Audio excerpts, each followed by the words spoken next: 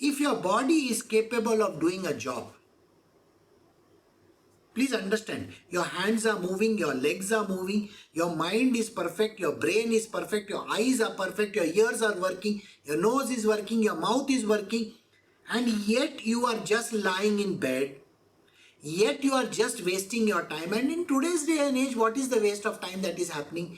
Instagram, TikTok, Facebook, YouTube, all kinds of serials that is there on OTT, Netflix, all those things. There, people love to go and do all kinds of things. They waste their time. But when they are given some job, they don't want to do. So Sri Krishna says, he is no yogi who has merely given up the activity. We are in the new chapter today.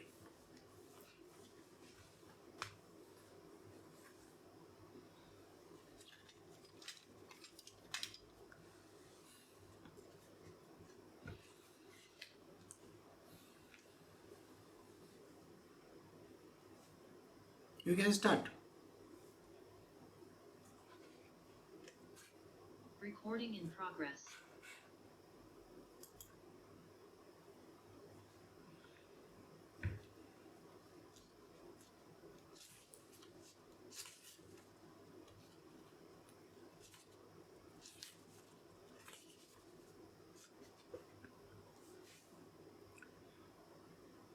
So we ended chapter 5 and now we are starting chapter 6. We have had enough recaps on chapter 5. I don't want to do any recap on chapter 5. So let me start with chapter 6. This chapter is on yoga of self-control. Self-control is you have the controls, not God or somebody else. Please understand this. The onus is on to you, not to God or somebody else. God is not going to drop something in your lap. Never. People have this very vague notion that God is going to give me $1 million or $1 billion or thousands of acres of land. Nothing like that. If it is written in your karma, it comes. Otherwise, it is not going to come. Simply because this chapter is about controlling the self. How do you control the self? It's a very interesting and a very important chapter. Kindly pay attention. Then you will understand how important this is. We are doing chapter 6 of the Bhagavad Gita. It is the yoga of self-control. Verse 1. Sri Bhagavan said, he who does his duty without expecting the fruit of action is a Sankhya yogi or a sannyasi, and a karma yogi as well. He is no sannyasi or renouncer who has merely renounced the sacred fire. Even so, he is no yogi who merely gives up all activity. This is a very, very important verse for all you people over here. Because if you understand this verse carefully, you will know how important it is for you.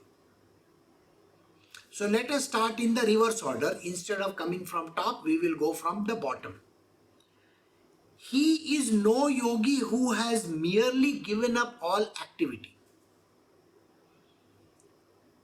People give up activity for the sake of giving up because they are lazy. They are inert, they are lazy, they are driven by absolute tamas in this yuga. I don't know what I want to do. I am not interested in doing. I have finished my life. I have given up. Krishna, you are not doing anything for me, so I am not interested in doing myself. These reasons are given by this kind of people. They are the worst type. So after death, these people are going to go to hell. Because you cannot give up on anything. So he is not a yogi who has given up activity. Activity is a must. Activity is actually karma yoga. You got to do the karma which is there in front of you. So why is it important to do the work? You are a tool. Please understand, you are a tool in the hand of God. If you do not give proper usage to God, then what is the use of a tool? Simple example I will give. You have a motorcycle or a bike at home. The bike is not working. It is lying in the garage. And it is just lying over there for no rhyme or reason. You can take it to a garage mechanic and get it repaired. You can get it. But every time when you want to go to the garage and use the bike, you say, the bike is not working. I don't want to use it. I can't use it. So human beings become like this. They become redundant. They cannot be used. They love to say, of course I am available for doing anything that you want, God. They have this cheek of talking that I am always available. You tell me what you want me to do. But when even a small work is given to them, they are not interested in working. They are the ones who are 100% going to enjoy in hell. And the next life is going to be a miserable one. Guaranteed for them. There is no two ways about it. If your body is capable of doing a job, please understand, your hands are moving, your legs are moving, your mind is perfect, your brain is perfect, your eyes are perfect, your ears are working, your nose is working, your mouth is working, and yet you are just lying in bed, yet you are just wasting your time. And in today's day and age, what is the waste of time that is happening? Instagram, TikTok, Facebook, YouTube, all kinds of serials that is there on OTT, Netflix, all those things. There people love to go and do all kinds of things. They waste their time. But when they are given some job, they don't want to do. So Sri Krishna says, he is no yogi who has merely given up the activity. The reason why I have put you there, Sri Krishna says, you are not even performing to even 1% of your capacity. You have become a redundant thing in your own kitchen. If you have a kitchen of your own, there will be some vessels and some things lying around which has never been touched in their life. Those things. You have become exactly like that. You don't want to do any work. This yoga, in this chapter, it is called self-control. You have the right to control the way you react to it. You have the right to work, not right to sleep and give reasons. So the second person which he says, a sannyasi who has merely renounced the sacred fire. People have a habit, and this is so common in this world. I have given up on my life. I am into spiritual.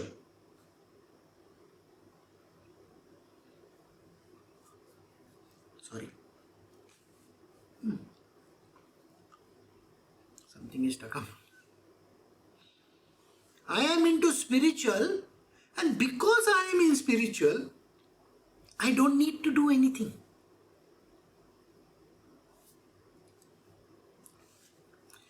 So this person goes behind the fact that being in spiritual means not to do anything.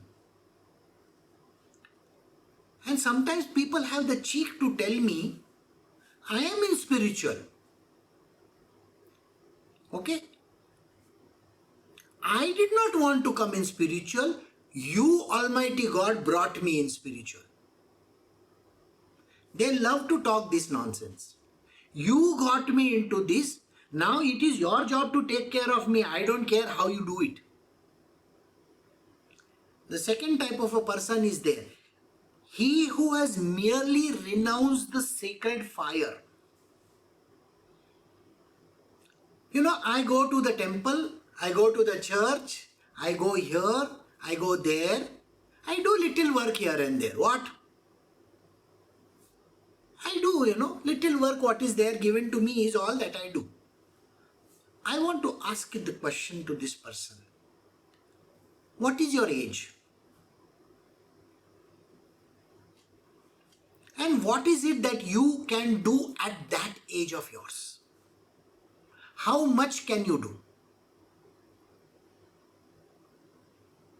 See, today there is a company called Harley Davidson. You know about America has this very beautiful company called Harley Davidson. They have those motorcycles, big ones. They'll go like that, big noise and all that. And fat guys and huge guys sitting on top of it. How many years old is this company? Quite a lot. In India, we have the Royal Enfield. We have SD, Royal Enfield and all those other companies are there. In England, there are very beautiful companies also.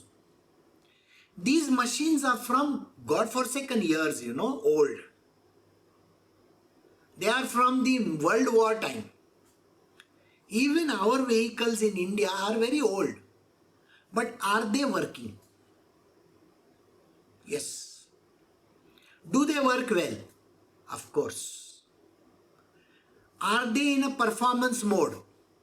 Naturally, they can perform very well. Then why is it that a 50 or a 60 or a 45, 50, 60, whatever age, 70-year-old person feels, oh, I have given up on this life, I am in spiritual. I don't need to do anything. For them, this verse is valid. If you do not put any efforts, your spiritual knowledge is going to get converted into zero. You may be able to spew out verses, you may be able to quote whatever you want to, but let me assure you, your spiritual knowledge will be drawn to naught, N-A-U-G-S-T, naught, zero. Because you are flouting the most sacred thing in the world.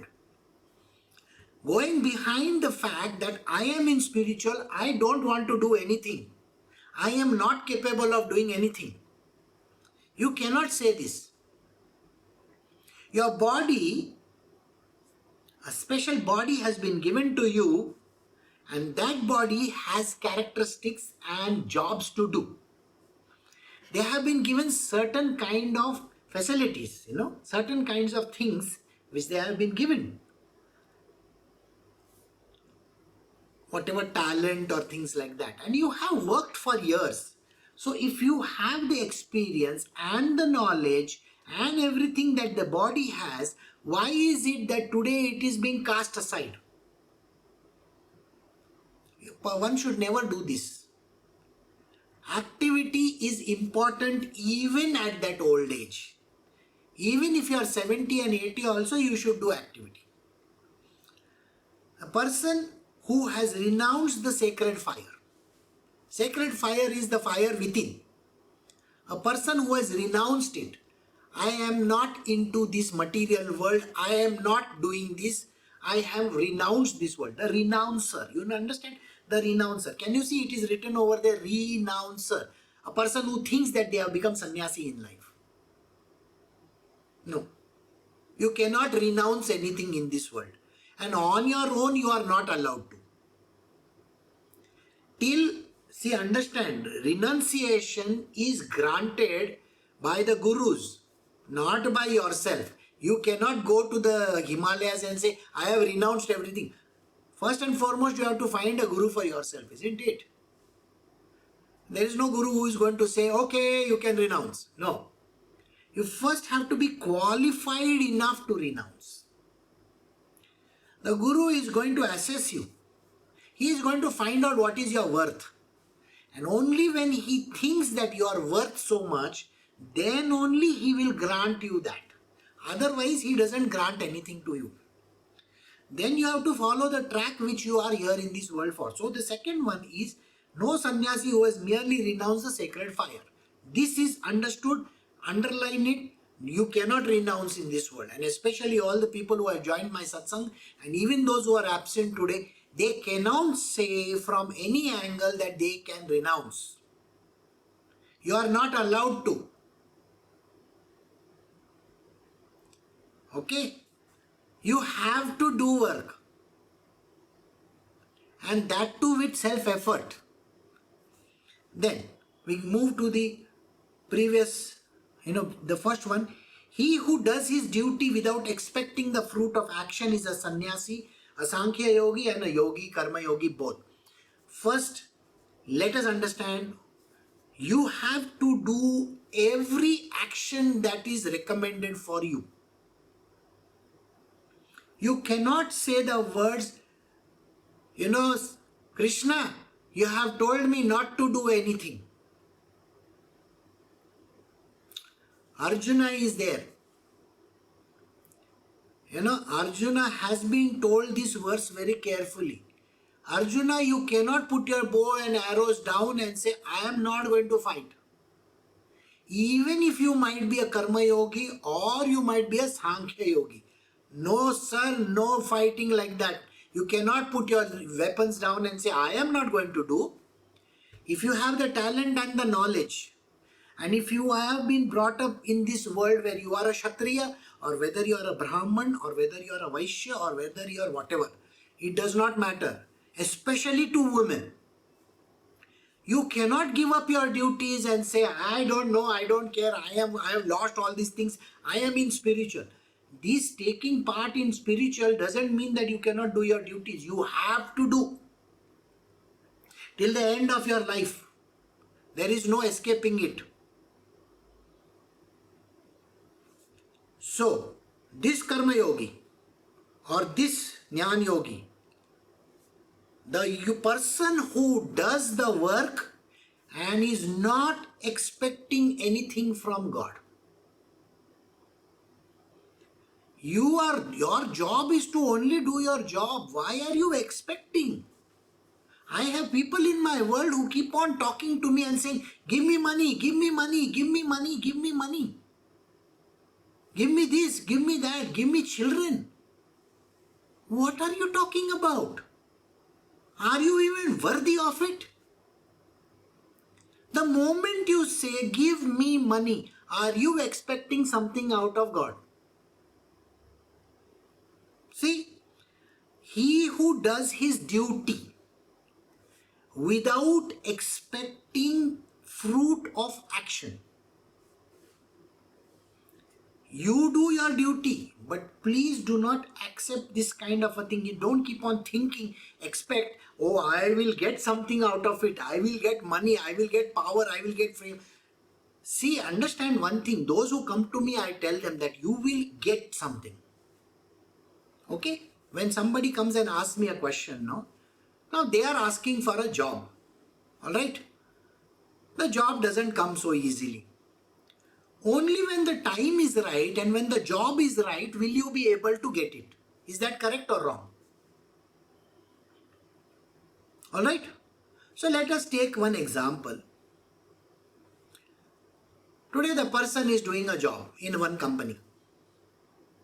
The company sacks him because he is a useless fellow. And the company doesn't have any work for him, so they will sack him. Now this person comes to me and says, Guruji, I have a family, I have children, I have this, I have that, I need a job. So I tell that person, you will get it. Now the moment I say you will get it, they immediately expect the job to be there standing at their doorstep the next day. That is not the case. Now whichever place that you are supposed to go to, when the job opens up, then only your stars are going to meet, no? You see, those who believe in astrology, let me put it this way. It is only when that particular star opens up and that particular opportunity comes, that when you fit into that, then only things are going to happen. Is that correct or wrong? Everybody can say, yes, that is how it's going to be. Then what is this that you keep on saying, I want the job tomorrow? No. Maybe 6 months you will not get a job. Maybe 1 year you will not get a job. But when that opportunity is opening up, because you and that job, it's like, the hole in the wall and the correct, thing that is supposed to go in that. When these two fit correctly, then that thing opens up and then only you will get it. Till that time, you are calculating human age. Human age. So today, instead of doing verse 2, I'm going to read something for you. Alright? So now I want you to understand that this is how it works. If you want to be in spiritual, you still have to do the job. You cannot say, I cannot do it. I have kept you in that place, Krishna says, for that purpose only. You cannot say, oh, I am injured, I cannot fight. No. Even with the injury, you have to fight. You cannot say that, I am very tired, I cannot do this work. Sorry. There is no such thing as tiredness in my world. You have to do means you have to do. You cannot say, I am sleepy, so I can't do this work. No, boss. You want to be in spiritual, you have to follow rules which have been laid out. You have to be a karma yogi and you have to be a Sankhya yogi. Sankhya yoga is what I am teaching just now. The knowledge of this greatness. And karma yoga is the action which I have represented for you. Your job is to do that action and just not sit over there and say, I can't do it because of this reason and because of that reason. Then you are not serving my purpose. If you don't serve my purpose and if you are expecting anything out of it, then you are the biggest loser in life. Then you are not a yogi. You should not be in spiritual. You can get out of this spirituality, that fake thing that a person has. I am in spiritual, I am in spiritual, I am in spiritual. It can be anybody. Don't be in spiritual. Get out of this. Go. You want Christianity, go to Christianity. It doesn't matter. You want to go to some other religion, please go there. This religion is Krishna's religion. If you believe in it and if you want to be in it, you cannot say, I can't do this and I can't do that. This is what it is all about. To be a Sankhya yogi and to be a Karma yogi, he who does his duty without expecting the fruit of action is a sannyasi, both a Sankhya yogi and a Karma yogi. He does not have to put an orange color clothes. Okay? So this is understood. So if you have understood, there are lots of people in my world who deny me a lot of jobs. I am not going to say anything to them. One thing they need to understand, they are sitting in my class and yet expecting something. That is not a done thing. The best thing for them to do is get out. Because these are the scriptures. And scriptures are the truth. And the guru who is teaching the scripture is only truth incorporated. He is not anybody else. Okay? And this is the reason why you have to decide for yourself which category you fall into. The first one, the second one, or the third lazy one. And this is the beginning of this chapter 6. Now, as I said, I will read something to you. This is something which I was talking about few days ago. And because you all are in the class, so now this is from a reading from a book. My child Shankar Bhatt, in the Kali Yuga, the sub-period of Kali ends after 5,000 years. Afterwards, for some time, a junction of admixture of two yugas continue. Then in Kali Yuga, the sub-period of the Sat Yuga starts. Even though the total length of Kali Yuga is supposed to be 4,32,000 years, there are sub-periods, subtle periods and other fractional periods in it. As per our scriptures, the Kali Yuga is supposed to be 4,32,000 years. This you have known. But it is not actually that much. It is only 5,000 years. Okay, only 5,000 years. So, after Krishna's death, Kali Yuga started. Krishna died 3000 BC. Are we in the peak of Kali Yuga? At the fag end of Kali Yuga, you can say? Yes, so we are. So, there are sub-periods, subtle periods and fractional periods. These are three periods which are there. There is an overlap between the next Yuga and this Yuga. Okay? So, there is always going to be an overlap. So, we are in the height of Kali Yuga. So, this is well understood by those who know the Yoga Shastra. Suppose God Brahma decides 120 years as a lifespan of a certain individual. Do you remember me talking to you before the satsang about this? It does not mean that he will physically live for 120 years.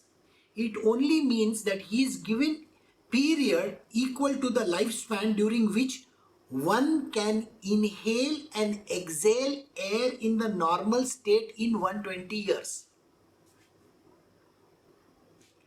The amount of breath that a person takes in 120 physical years is the amount of life a person can have.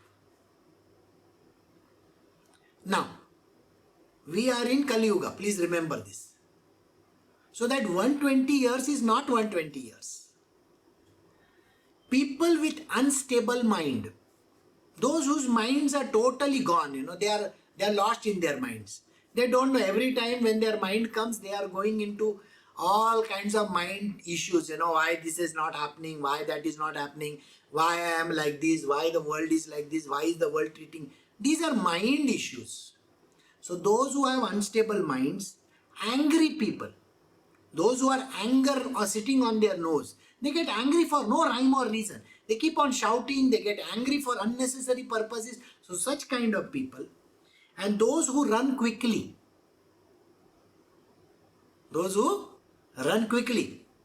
that means athletes, boxers, they have to, those who live daily with sorrow, every day they are sorrowing. The sorrow in their life is, I don't have money, I am a poor person, look at me, God has taken everything away from me, the whole world is cursing me, this is happening, that is happening, blah, blah, blah. Person who lives with sorrow, those with bad tendencies. So those who have bad tendencies spend their life breath in a short time. So this kind of people, they take that 120 years, the number of breaths that they are supposed to take, in breath and out breath, inhalation and exhalation. Remember, this is what we were doing. So the number of breaths that they take is compressed to 60 years, 70 years, or maybe sometimes in 40 years only. They breathe too fast. So those who live daily with the giant tortoise, which takes less number of breaths, lives for 300 years. The tortoise who is there, he breathes very slowly and he moves very slowly. So he lives for 300 years, Galapagos turtles. The monkey, which is having an exceedingly unstable nature, dies in a short period. For taking inhalation and exhalation, the structure of the anatomy must be in correct position. Do you remember me telling you, you cannot hunch back and sit? This is a lesson which I am going to give you all. Please understand, this lesson has not been taught as of now. You can join any yoga class, you can do whatever you feel like, but this lesson has not been given. So I am going to give you all this lesson. Follow it correctly. I am going to give it only once. After that, I will not give ever. So, you have to have the correct way of doing this. For taking inhalation, exhalation, the structure of the anatomy must be in correct position. Yogis inhale air, retain it, circulate it inside the organs of the body. By this, many breaths are saved and they live for a long period. The live cells in the body of a man are undergoing evolutionary processes. This has been taught by Sripad Sri Vallabh. Okay. So I just wanted to put you all in the perspective that how this breathing has to be done. And just because you have anger issues or just because your mind is totally gone or whatever, you live a life full of stress and strain and this and that, you have already terminated your life very soon. You have to live your life. See, understand one thing. Now today, when we buy a vehicle or a car, a two-wheeler or whatever, do you want to use it for a longer period of time or do you want to use and throw? You want to use it for a longer period of time. It should be useful to you. But what has happened in today's day and age? People take something, buy something and throw it. Buy something, throw it. Yesterday somebody I met, that person was wearing a very expensive Titan watch. I looked at it and I said, this is worthless. 5 years from now, this watch will become worthless. He said, yeah, that is true. I said, you can afford a Rolex. That person can afford a Rolex. I said, why don't you buy one Rolex watch? 5 years or 10 years from today, the price will be double. You try to sell it in the marketplace. If you have bought it for $5,000, you will get 10,000. If you have bought it for 10,000, you will get 25,000. That is how it works. So you want extended version of it, no? It's a legacy. So think like a Rolex. You are a Rolex. Why is it that you are wasting your life? You are a tool which God wants to use for a longer period of time. If you are going to take drugs, if you are going to do what is not right, you are going to get angry, you are going to get upset, you are going to have the mind going on. And if you are not following this verse 1 of chapter 6, you are always lost in your laziness and all that, then what is the point of leading this life? So please understand, God has put you in this world for a use. Don't misuse. And don't even say that, I don't know what to do, I am not capable, I have never understood any of these things. No, you better understand. You are here. You have been given a fantastic brain. If I am telling you, you are a part of the divine, what makes you think that you don't have any idea? If you have the spirit soul within you, do you not have the part of Brahma that I am talking about? Is Brahma or God incapable of doing anything? He is capable of doing even, he can lift an ant right up to the heavens also. He can lift a mountain also. He can destroy the earth also. He is capable of anything. Now what makes you think you are incapable? Why are you putting limitations on your body and your mind and stuff like that? So this is where we have to always take into account that our longevity should be there, as much life as you can, and be a good human being. Alright, so I will stop over here.